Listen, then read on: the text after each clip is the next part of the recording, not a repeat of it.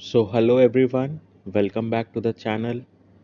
काफ़ी टाइम से मैं कोई वीडियो नहीं बना पा रहा था क्योंकि मेरा CGL टीयर 1 का एग्ज़ाम शेड्यूल था। तो आज फाइनली मेरा 18 सितंबर को शिफ्ट 1 में एग्ज़ाम था जो मैं दे के आ गया। देखिए, अभी यूट्यूब पे काफ़ी सारे लोग आपको टीयर 1 का अपना एक्सपीरियंस बता रहे हैं। मैं भी आपको अपना एक्सपीरियंस बताऊंगा, लेकिन जो मेरा एक्सपीरियंस रहेगा और जो उन्होंने एक्सपीरियंस बताया है उसमें काफ़ी डिफरेंस रहने वाला है। ठीक है, डिफरेंस इसलिए रहेगा क्योंकि मैंने 2 बार CGL क्वालिफाई किया है। ठीक है, मेरी 2 बार रैंक आई है और मेरा हमेशा टीयर 1 में स्कोर 150 प्लस रहता है। ठीक है, so I think I am the right person to guide you कि आपको आने वाले डेज में अगर आपका एग्ज़ाम है तो आपको कैसे उसे टैकल करना है। ठीक है, तो चलिए बिना किसी देरी के स्टार्ट करते हैं।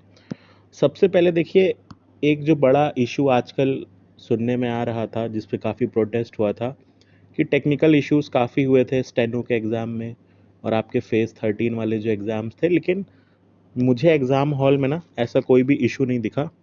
सब कुछ बड़ी स्मूथली हो गया। ठीक है, नो टेक्निकल एरर, एकदम आराम से जो है हमारा एंट्री हो गया था और एग्ज़िट वेरिफिकेशन भी आराम से हो गया, कोई इशू नहीं हुआ। बस आपको अपना ID कार्ड लेके जाना है और साथ में अपना एडमिट कार्ड लेके जाना है। ठीक है, और आपको कोई इशू नहीं होगा। वहाँ पे सारे लोग काफ़ी कोऑपरेटिव थे। ठीक है, तो एक जो ये पहला इशू था ये मैंने एड्रेस कर दिया है, तो आपको बहुत ज़्यादा टेंशन लेने की ज़रूरत नहीं है।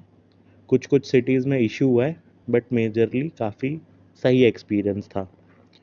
नेक्स्ट देखिए, बात करते हैं सबसे पहले मैथ्स की। मैथ्स का सेक्शन कैसा आया था? तो देखिए, सबसे पहले ना एडुकिटी का इंटरफेस थोड़ा चेंज है। ठीक है, एज़ कम्पेयर टू TCS है सब कुछ सेम ही, लेकिन थोड़ा सा उसका फील, उसको देखने का अपने को आदत नहीं होता ना, अपने को TCS का आदत था, तो वो थोड़ा सा चेंज है। Now coming to the math section, तो देखिए मैथ्स में ऐसा था कि 21 क्वेश्चन ना वो इजी थे और डायरेक्ट फार्मूला बेस्ड थे। मतलब आप उनको, अगर आपकी प्रैक्टिस है तो आप उनको पेन फ्री सॉल्व कर सकते थे। आपको पेन पेपर यूज़ करने की ज़रूरत ही नहीं थी, आप स्क्रीन पे देख देख के ना मेंटली सॉल्व कर सकते थे। ठीक है, अगर आपकी प्रैक्टिस अच्छी है। 4 क्वेश्चन ऐसे थे जो काफ़ी ज़्यादा कैलकुलेटिव थे। ठीक है, और वहाँ पे मतलब आपको काफ़ी कुछ कैलकुलेट करना था और आपको रफ शीट वगैरह यूज़ करनी पड़ती। ठीक है, तो मैथ्स में ओवरऑल यूजुअली अगर 21 20 कोई अटेम्प्ट कर रहा है तो ये गुड अटेम्प्ट माना जाएगा। ठीक है, this is a really good attempt in this exam. ठीक है, और मैथ्स में जिन लोग अभी एग्ज़ाम देंगे आने वाली शिफ्ट्स में, उनको फोकस करना है कि वो फॉर्मूले सारे रिवाइज कर लें अच्छे से। ठीक है, फार्मूला रिवाइज करके जाओगे ना तो आपके 10-15 सवाल तो डायरेक्टली फार्मूले से बन जाएंगे और कुछ कुछ सवाल में आपको फार्मूले से काफ़ी हेल्प मिलेगी। तो formula should be on your tips. ठीक है, this is my number 1 suggestion to you कि आप फार्मूले अच्छे से कर लो। ठीक है, इसके बाद देखिए कुछ टॉपिक्स हैं जहाँ से एक भी क्वेश्चन नहीं आया था। स्टैटिस्टिक्स, ठीक है, परम्यूटेशन एंड कॉम्बिनेशन, एक भी क्वेश्चन नहीं आया था। ज्योमेट्री से सिर्फ एक क्वेश्चन आया था, तो आपको ज्योमेट्री पे बहुत ज़्यादा टाइम इन्वेस्ट नहीं करना है। मैक्सिमम क्वेश्चन आए कहाँ से थे? तो देखिए मैक्सिमम क्वेश्चन ना, आपके मैक्सिमम क्वेश्चन आए थे, एक तो आपका, ठीक है, प्रॉफिट एंड लॉस से आया था, दूसरा आपका सबसे ज़्यादा अलजेब्रा से आया था। ठीक है, तो ये दो पे आपका कमांड होना चाहिए, बाकी सब ठीक है। चलिए अगला देख लेते हैं। इसके बाद देखिए रीजनिंग का सेक्शन है। Reasoning was pretty straight forward. ठीक है, तो जो 22 क्वेश्चंस यहाँ पे इजी हैं, तो वो इजी का मतलब है कि वो काफ़ी डायरेक्ट क्वेश्चंस थे। ठीक है, आप देख के तुरंत सॉल्व कर सकते थे। इजी लॉजिक था। ठीक है, वेरी इजी लॉजिक। अगर किसी ने प्रैक्टिस करी है 2-3 महीना भी अच्छे से, ठीक है, मॉक्स वॉक्स दिए हैं, तो सॉल्व कर लेगा रीजनिंग में। 3 क्वेश्चन काफ़ी कंफ्यूजिंग लगे थे क्योंकि ऑप्शंस जो थे वो काफ़ी क्लोज थे। ठीक है, तो अगर यूजुअली वैसे तो CGL में लोगों की रीजनिंग स्ट्रॉन्ग पॉइंट होता है, तो आप आने वाले दिनों में क्या कर सकते हो कि आप रीजनिंग में बस मॉक लगाते रहो। टेक्स्ट बुक पे मॉक है तो आप टेक्स्ट बुक के मॉक लगाओ। ठीक है, वो मॉक से आपका रीजनिंग का प्रैक्टिस बना रहेगा और आपका एग्ज़ाम में कोई इशू आएगा नहीं। अब देखिए 2 सेक्शन है हमारे प्रॉब्लम क्रिएटर्स। ठीक है, पहले मैं इंग्लिश की बात करूँगा। इंग्लिश में अभी तक क्या था कि जब TCS एग्ज़ाम कराता था तो हमारे पास PYQs थे, ठीक है, और इंग्लिश के क्वेश्चन ना काफ़ी स्ट्रेट फॉरवर्ड आते थे, बहुत ज़्यादा ट्रिक यूज़ नहीं होती थी, अगर ट्रिक यूज़ होती थी तो आप ऑप्शन देख के बता सकते थे, ठीक है, लेकिन अभी ऐसा नहीं है। मुझे इंग्लिश में पर्सनली 18 क्वेश्चन ईजी लगे और 7 क्वेश्चन सुपर कंफ्यूजिंग लगे, मतलब उसमें ऑप्शंस काफ़ी क्लोज थे, ठीक है। और क्योंकि देखिए मैंने लगातार बार बार CGL को क्वालिफाई किया है, ठीक है, 2 बार मेरी रैंक भी आई है, तो मैं आपको बहुत एक्सपीरियंस से बता रहा हूँ कि this is probably one of the difficult, ठीक है, English paper ever in the last 5 years, ठीक है। ऐसा पेपर मतलब मेंस में भी नहीं आता है इतना टफ। टफ इसलिए है क्योंकि ऑप्शन कंफ्यूजिंग है, तो आप 18 यानी कि आप सिर्फ 30 मार्क्स का श्योर शॉट आंसर कर सकते हो, उसके बाद आप जो भी मार्क करोगे ना उस पर आपको कॉन्फिडेंस नहीं आएगा, ठीक है। क्वेश्चन की बात कर लेते हो तो देखिए जो पैराग्राफ वाला क्वेश्चन होता है ना वो काफ़ी लोग लीव कर रहे हैं, लेकिन पैराग्राफ वाले क्वेश्चन ना हलवा है, एकदम हलवा है। आप एक बार 2 मिनट इन्वेस्ट करके पूरा पैराग्राफ रीड कर लो, ठीक है, उसके बाद जो भी 3-4 क्वेश्चन पूछे गए हैं ना उस पैराग्राफ से वो सब आपके सॉल्व हो जाएंगे, आपको दोबारा पैराग्राफ पढ़ने की नीड भी नहीं पड़ेगी। बहुत सारे लोग पैराग्राफ का साइज़ देख के डर जा रहे हैं, साइज़ उन्होंने बड़ा रखा है ऑब्वियसली, क्योंकि वो चाहते हैं लोगों का टाइम वेस्ट हो बार बार पैराग्राफ पढ़ने में, बट अगर आप एक बार ढंग से पढ़ लोगे तो आपको बार बार रीड नहीं करना, आपके 4-5 क्वेश्चन डायरेक्टली बन जाएंगे, ठीक है। इसके बाद सेकंड जो वहाँ पे टफ क्वेश्चन आ रहे हैं, जहाँ पे ट्रिकी आ रहे हैं ना, वो आपके PQRS के आ रहे हैं, ठीक है।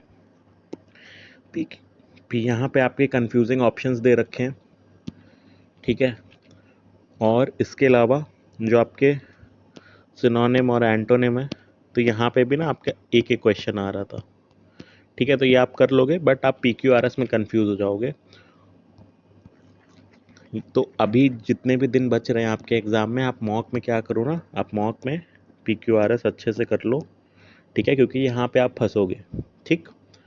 अब देखिए नेमेसिस GS और GK पोर्शन, जितना मेरा बात हुआ है एग्ज़ाम हॉल में, एग्ज़ाम हॉल के बाहर, जो मेरे दूसरे फ्रेंड्स जिन्होंने पहले ये एग्ज़ाम क्वालिफाई किया हुआ है, मेरे ऑफिस के लोग जो दोबारा CGL अटेम्प्ट कर रहे हैं, कोई भी 15 क्वेश्चन से ज़्यादा यहाँ पे अटेम्प्ट नहीं कर पाया, और 15 क्वेश्चन भी ना 1-2 लोग ही अटेम्प्ट कर पाए हैं, majority Janata 8 to 12 question attempt कर रही है, ठीक है, क्योंकि GK सुपर रैंडम है, ठीक है, सुपर रैंडम।